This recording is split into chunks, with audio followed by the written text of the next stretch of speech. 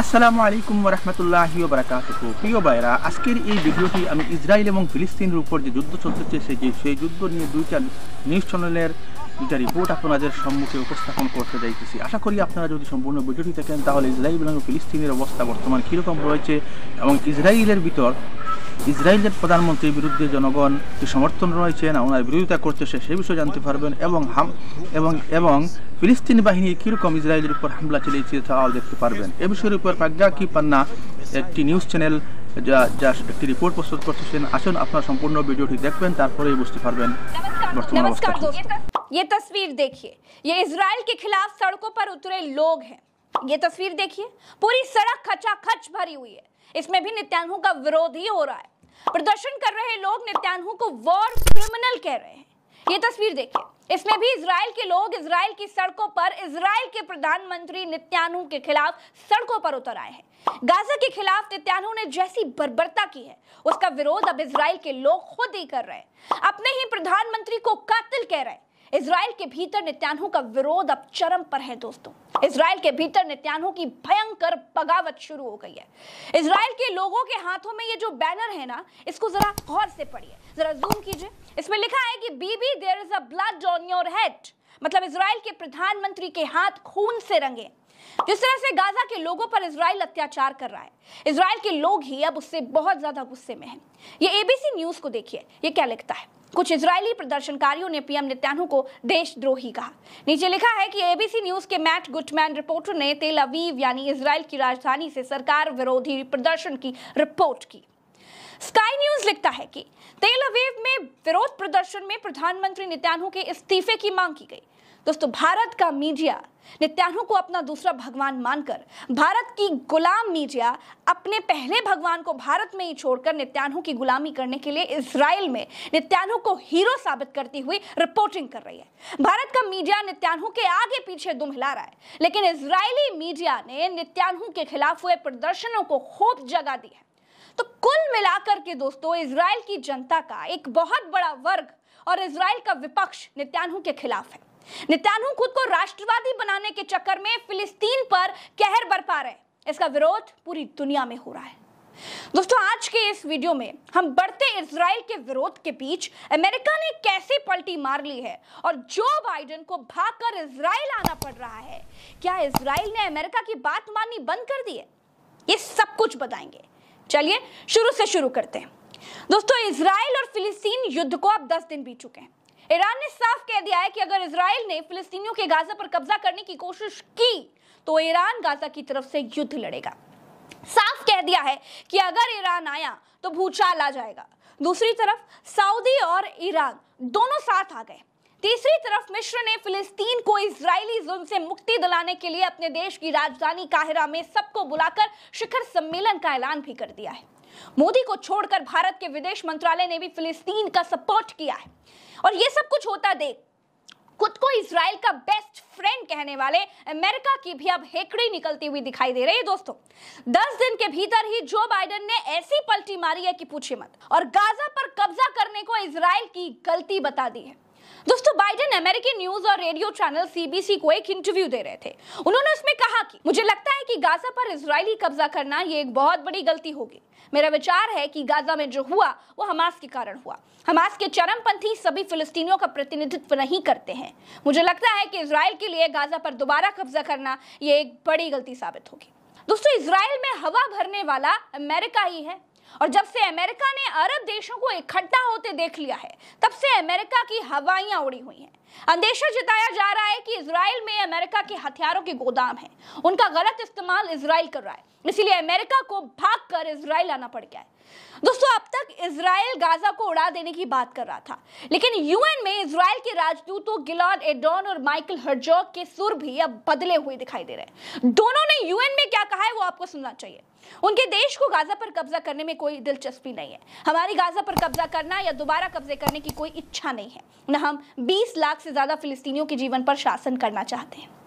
दोस्तों, अब तक गाजा पट्टी में 2300 से ज्यादा लोग मारे जा चुके हैं और 9000 घायल हैं। वही इजराइल में भी मरने वालों की संख्या 1400 हो गई है और घायलों की संख्या 3500 से ज्यादा हो चुकी है। दोस्तों, इजराइल के पेच टाइट करने के लिए ईरान के विदेश मंत्री हुसैन अमीर मध्य पूर्व के नेताओं से मिल रहे हैं। इराक और सीरिया के दौरे के बाद वो लेबनान और कतर पहुंचे। कतर में ही उन्होंने इजराइल को चेतावनी दे दी है कि अगर लेबनान का हिजबुल्लाह गाजा की रक्षा के लिए उतरते हैं तो ये संघर्ष मध्य पूर्व के दूसरे इलाकों में भी फैल सकता है और अगर ऐसा हुआ तो इजराइल को बड़े भूकंप का सामना करना पड़ेगा। दोस्तों, अमेरिकी न्यूज वेबसाइट एक्सियोस ने सूत्रों के हवाले से लिखा है कि ईरान ने संयुक्त राष्ट्र के जरिए इजराइल को संदेश दिया है कि अगर गाजा में इजराइल का अभियान जारी रहा तो ईरान को दखल देना पड़ेगा, खासकर अगर इजराइल गाजा पर जमीनी हमला करता है। जब से संदेश अमेरिका पहुंचा तो जो बाइडेन ने पलटी मार दी और कहा कि गाजा पर कब्जा इजराइल की सबसे बड़ी गलती होगी और भागकर इजराइल आने का ऐलान कर दिया। दोस्तों, अमेरिका पूरी कोशिश कर रहा है कि ईरान और लेबनान का हिजबुल्लाह गाजा संघर्ष में शामिल ना हो और अगर ऐसा हुआ तो अमेरिका को इजराइल छोड़कर भागना पड़ेगा। आशा करते हैं कि इस पूरे एनालिसिस वीडियो में आपको हर चीज बड़ी आसान भाषा में समझ में आ गई होगी। चलते हैं, वीडियो अच्छा लगे तो वीडियो को शेयर जरूर कीजिएगा, चैनल को सब्सक्राइब जरूर कीजिएगा और अगर ये वीडियो फेसबुक पेज पर देख रहे हैं तो প্রিয় ভাইরা, এবার আমরা দেখব নিউজ 18 একটি প্রতিবেদন পেশ করেছে বা একটি রিপোর্ট পেশ করেছে যাতে কিরকম ইসরায়েলের উপর গাজার ফিলিস্তিনিরা হামলা চালিয়েছে তা আমরা দেখার চেষ্টা করব এই ভিডিওর মাধ্যমে।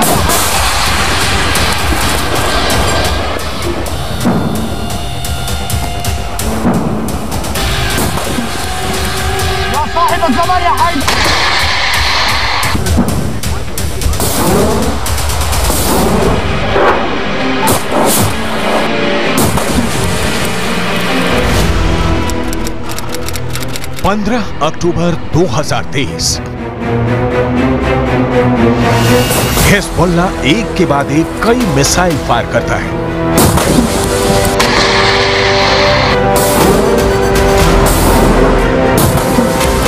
पहला हमला टावर उड़ गया, दूसरा हमला रेडार तबाह हो गया,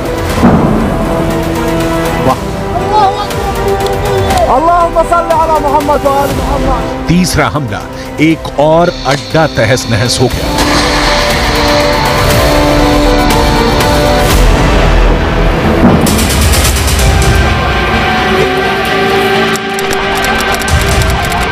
ये जगह है लेबनान और इजराइल के बॉर्डर पर शीबा फार्म्स का इलाका। दुनिया के सबसे खतरनाक बॉर्डर्स में से एक।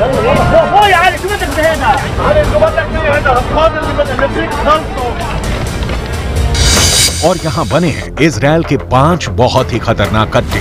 अड्डा नंबर 1, अड्डा नंबर 2, अड्डा नंबर 3, अड्डा नंबर 4, अड्डा नंबर 5। ये जगह गोलान की पहाड़ियों के उत्तर में है और यहाँ पहाड़ों की ऊंचाई 1500 मीटर तक है। नीचे लेबनान का इलाका और यहीं से अटैक लॉन्च किया गया। इस ग्राफिक से समझ सकते हैं इस इलाके की टोपोग्राफी, कौन कहां मौजूद है, कौन सा इलाका किसके पास है।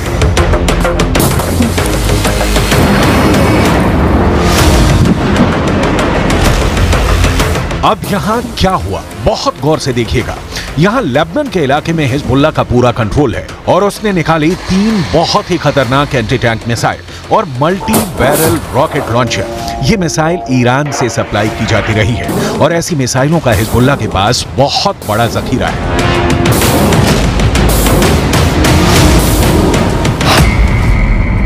हिजबुल्लाह ने 3 तरह के एंटी टैंक गाइडेड मिसाइलें इस्तेमाल की। ये है कॉर्नेट, इसकी रेंज 5 किलोमीटर तक है। ये रूस की मिसाइल है, लेकिन अब ईरान इसका देसी वर्जन देहलाविया तैयार कर चुका है और ऐसी बहुत सी मिसाइल अब हिजबुल्लाह के पास है। दूसरी है BGM-71 anti tank guided missile, range है 3.5 किलोमीटर। यह अमेरिका में बनी मिसाइल है, लेकिन अब इसकी नकल ईरान तैयार कर रहा है और इसने हिजबुल्लाह को सप्लाई की है। तीसरी है 85 कॉनकोर्स, रेंज 4 किलोमीटर। ये भी रूस ने बनाई है और अब ईरान में ये तोसान नाम से तैयार की जा रही है। तीनों मिसाइल बहुत ही घातक हैं और जिस तरह से इन्होंने इजराइल के अड्डे उड़ाए हैं उससे ये बात साबित हो जाती है। हिजबुल्लाह का दावा है कि उसने ये हमला लेबनान में इजराइल के हमले के जवाब में किया। इजराइल के हमले में एक पत्रकार की मौत हुई है। जबकि कई घायल हुए हैं। इस वीडियो में देखा जा सकता है कि कुछ पत्रकार घायल हालत में हैं और पास ही एक गाड़ी जल रही है। इजरायल पर इस हमले का आरोप लगा है।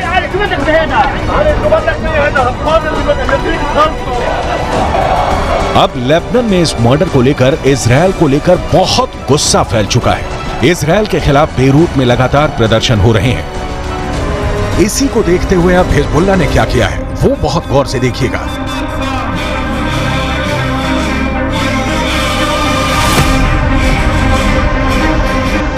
सबसे पहले इजरायल का अड्डा नंबर 1 शतुला इलाके में बने इस अड्डे पर हिजबुल्लाह ने किया पहला हमला। हिजबुल्लाह ने कॉर्नेट मिसाइल से अटैक किया जो सीधा जाकर इजरायल का एक टावर उड़ा देती है। हिजबुल्लाह की ये रेंज देखकर इजरायल के कैंप में खलबली सी मच गई क्योंकि निशाना भी बिल्कुल सटीक लगा और टावर पूरी तरह से तबाह हो गया। इसके बाद टारगेट बना इजरायल का अड्डा नंबर 2। ये भी शतुला इलाके में है और यहाँ हिजबुल्लाह ने किया दूसरा हमला। इस बार हिजबुल्लाह ने BGM-71 टो एंटी टैंक गाइडेड मिसाइल का इस्तेमाल किया। अमेरिका में बनी यह मिसाइल इतनी सटीक है कि इसने ठीक रेडार स्टेशन को तबाह किया। ऐसा निशाना देखकर कोई भी दुश्मन डर जाएगा। इसके बाद टारगेट बना इजरायल का अड्डा नंबर 3। यह भी शतुला इलाके के करीब है और यहां हिजबुल्लाह ने किया तीसरा हमला। इस बार हिजबुल्लाह ने concourse anti tank guided missile fire की। रूस की ये वायर गाइडेड मिसाइल भी इजरायल के एक ठिकाने को खत्म कर देती है। इसके बाद चौथे और पांचवें अड्डे पर भी हिजबुल्लाह अपनी बाकी मिसाइलों और मल्टी बैरल रॉकेट लॉन्चर से हमला करता है और उनका भी वही हश्र होता है जो बाकी अड्डों का हुआ है। हिजबुल्लाह का दावा है कि इन हमलों में इजरायल को भारी नुकसान हुआ है और उसके कई सैनिक भी मारे गए हैं। צה"ל הגיב בירי והשמיד עמדות חיזבאללה ואת מקור האש. כמו כן, בוצע ירי למוצב צבאי, אין נפגעים, גם שם צה"ל הגיב באש לעבר מקורות הירי. समझ लीजिए कि इस वक्त इजरायल और लेबनान के बॉर्डर पर आग लगी हुई है और ये सब कब युद्ध को 10 गुना भड़का सकते हैं, इसके बारे में दुनिया में सिर्फ 4 लोग जानते हैं। पहले हैं इजरायल के प्रधानमंत्री बेंयामिन नेतन्याहू, दूसरे हैं ईरान के राष्ट्रपति इब्राहिम रईसी, तीसरे हैं अमेरिका के राष्ट्रपति जो बाइडेन और चौथे हैं यूरोप से लेकर अमेरिका तक सबको हिला देने वाले रूस के राष्ट्रपति व्लादिमीर पुतिन। लेकिन इस वक्त सबसे ज्यादा एक्टिव ईरान है। ईरान के विदेश मंत्री हुसैन अमीर अब्दुल्लाहियां ने कहा है कि अगर इजरायल ने गाजा पर बमबारी नहीं रोकी तो हिजबुल्लाह ने ऐसी तैयारी की हुई है कि इजरायल में जलजला आ जाएगा। در اسرائیل علیه شهروندان و غیر نظامیان در غزه فوراً متوقف شود.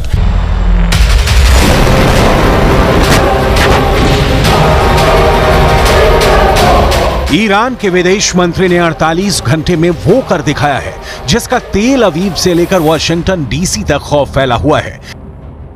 इजरायल को लेकर ईरान की वॉर डिप्लोमेसी इस वक्त युद्ध के कई फ्रंट खोल चुकी है। सऊदी अरब के क्राउन प्रिंस मोहम्मद बिन सलमान से ईरान के राष्ट्रपति इब्राहिम रईसी की बातचीत के बाद 48 घंटे में ईरान के विदेश मंत्री ने इराक का दौरा किया, वहां के राष्ट्रपति से मिले। ईरान के विदेश मंत्री ने सीरिया जाकर वहां के राष्ट्रपति से मुलाकात की। हुसैन अमीर अब्दुल्लाहियां फिर लेबनान गए और हिजबुल्लाह की लीडरशिप से मिले। इसके बाद वो कतर आए और वहां के विदेश मंत्री से मीटिंग करने के बाद हमास की लीडरशिप यानी इस्माइल हानिया से मुलाकात की। सवाल है कि क्या 48 घंटे के अंदर ईरान और इजरायल के बीच बड़े युद्ध की तैयारी हो चुकी है?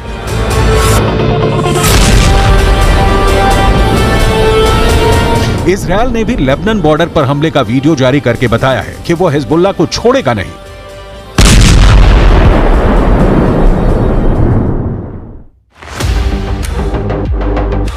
लेकिन अपनी ताकत दिखाने के लिए हिजबुल्लाह ने अपने वीडियो वायरल करने शुरू कर दिए हैं। हिजबुल्लाह के इस वीडियो में बताया जा रहा है कि वो इजरायल पर हमले के लिए तैयार है।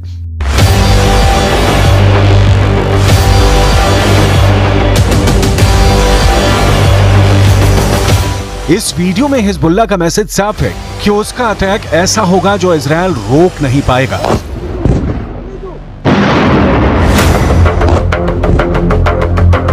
इस वीडियो में हिजबुल्लाह का मिलिशिया कमांडो ऑपरेशन की तरफ इशारा कर रहा है। इस वीडियो में हिजबुल्लाह बता रहा है कि उसके कमांडो मोटरसाइकिल पर आएंगे और इजराइल की सेना भागती हुई नजर आएगी। हिजबुल्लाह ने बहुत साफ शब्दों में कह दिया है कि वो इजराइल पर हमला कर देगा।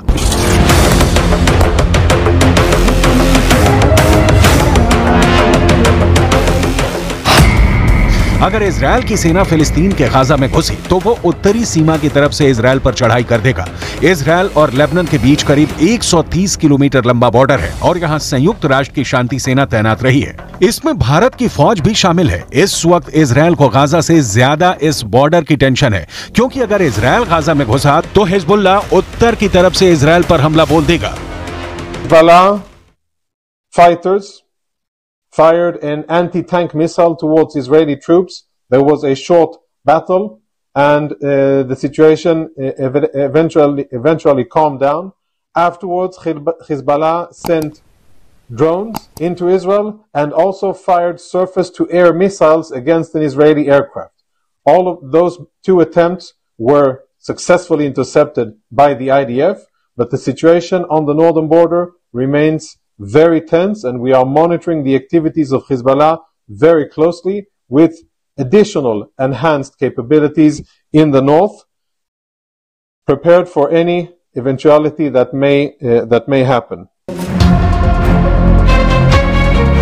दक्षिण लेबनान और उत्तरी इजराइल के बीच जो बॉर्डर है वहां तनाव बहुत ज्यादा है। यहाँ अफरा तफरी के बीच खामोशी है जो तूफान से पहले देखी जाती है।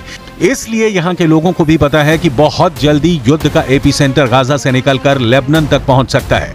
यहाँ तैनात संयुक्त राष्ट्र की सेनाएं भी अलर्ट मोड पर हैं। लगातार पेट्रोलिंग हो रही है। इजराइल की सेना ने अपना गोला बारूद तैयार रखा हुआ है। तोपों से जो गोले फायर किए जाएंगे वो पहले से ही रेडी मोड पर रखे गए हैं। इजराइल की रिजर्व फोर्स भी आसपास के इलाकों में तैनात की जा रही है। ये हमवी गाड़ियां हैं जो लगातार यहां तक फौज पहुंचाने में लगी हुई हैं। 2006 के बाद इस बॉर्डर पर इससे ज्यादा तनाव नहीं देखा गया और अब हिजबुल्लाह की वार्निंग के बाद सबकी नजर ईरान पर भी है और उसके एक दोस्त सीरिया पर भी है।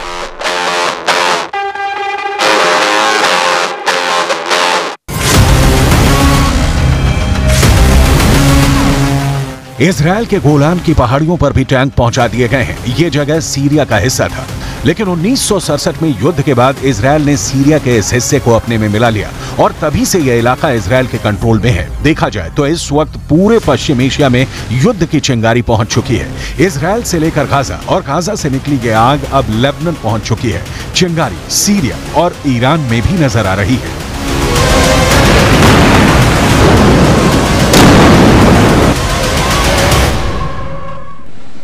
তো বন্ধুগণ, এই রিপোর্ট থেকে আপনার মন্তব্য কি তাও আপনারা অবশ্যই ভিডিওর কমেন্টে এসে জানাবেন এবং চ্যানেলটিকে সাবস্ক্রাইব করে আমাদের সঙ্গে থাকবেন যাতে সুন্দর সুন্দর ভিডিও আরও উপস্থাপন করতে পারি।